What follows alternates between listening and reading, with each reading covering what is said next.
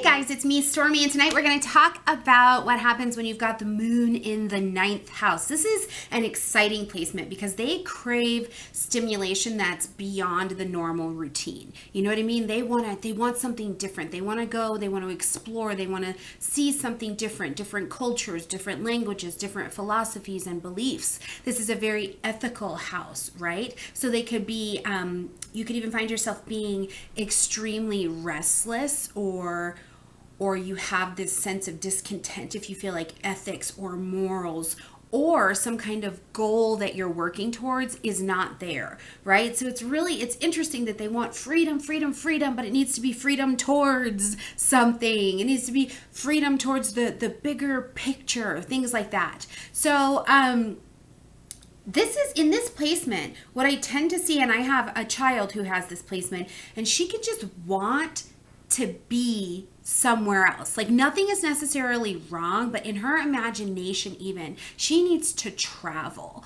right? She needs to express and experience things, and it brings this sense of happiness to her because there's a lot of optimism that also comes with this placement as well. I mean, especially in present circumstances, you're like, okay, so the whole house is on fire. But that means, like there's just this optimistic place about any current stance that happens to be going on.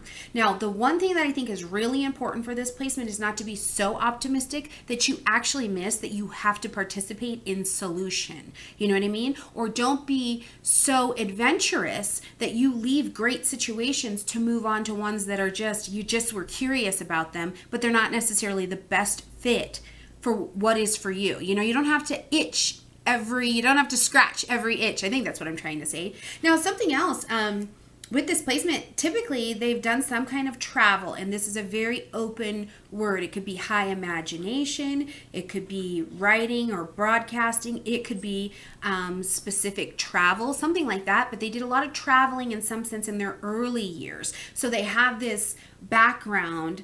Sometimes I even think this comes from another lifetime, but they just have this background of openness to other cultures. Now, what they don't like is to be wrong. They have to practice being wrong, right? But in terms of having that front of things that are domestic or new or different or philosophy that may be different than your own, this is a very, very strong placement to grow with that. So it's always really interesting when you have this placement with the moon here, but then you look at what aspects it's making, because you may see that you have a heart for domestic and foreign business or something like that. It just depends on how it looks in the chart. So if you've got this placement, tell me a little bit about it down below. What's your experience? What sign do you have there as well? I love to hear how you guys are experiencing the way your charts are playing out.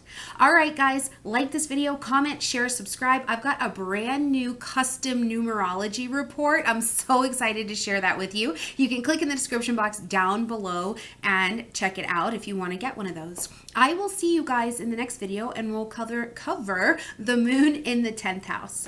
Bye, guys.